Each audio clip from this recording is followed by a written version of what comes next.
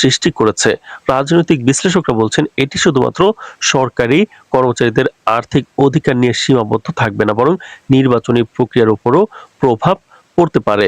দেশের প্রশাসনিক কার্যক্রমে ব্যাঘাত, সরকারি অফিসগুলোতে কার্যক্রমের ধীরগতি এবং জনগণের পরিষেবা প্রাপ্তিতে অসুবিধার সম্ভাবনা প্রবল।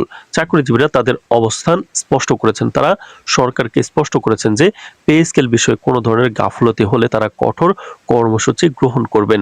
এর মধ্যে রয়েছে দায়িত্ব বর্জন, সরকারি দপ্তরগুলোতে কর্মসংস্থানের সীমিততা এবং প্রয়োজন হলে নির্বাচনের সময় সক্রিয় অংশগ্রহণ এড়িয়ে চলা।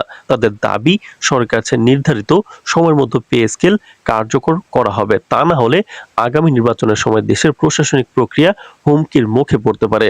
অর্থনীতিবিদরা মনে করছেন পে স্কেল প্রজ্ঞাপন শুধুমাত্র সরকারি চাকরিজীবীদের আর্থিক উন্নতির বিষয় নয়, এটি দেশের অর্থনৈতিক স্থিতিশীলতার সাথে সরকার সম্পর্কিত। নতুন প্রজ্ঞাপন কার্যকর হলে সরকারি খাতে কর্মচারীদের ক্রয় ক্ষমতা বাড়বে, ভাতা এবং অন্যান্য সুবিধার সঙ্গে সমন্বয় হবে এবং সামাজিক অস্থিরতা কমবে। তবে যদি সময়মতো এটি বাস্তবায়িত না হয়, তবে এটি প্রশাসনিক সংকট এবং রাজনৈতিক চাপের এক নতুন মাত্রা যোগ করবে। সব মিলিয়ে ডিসেম্বরের মধ্যে পে স্কেল প্রজ্ঞাপন কার্যকর না হলে দেশের সরকারি কর্মচারীরা যে পদক্ষেপ নিতে যাচ্ছে তা সরকারের জন্য একটি বড় চ্যালেঞ্জ হিসেবে দাঁড়াবে।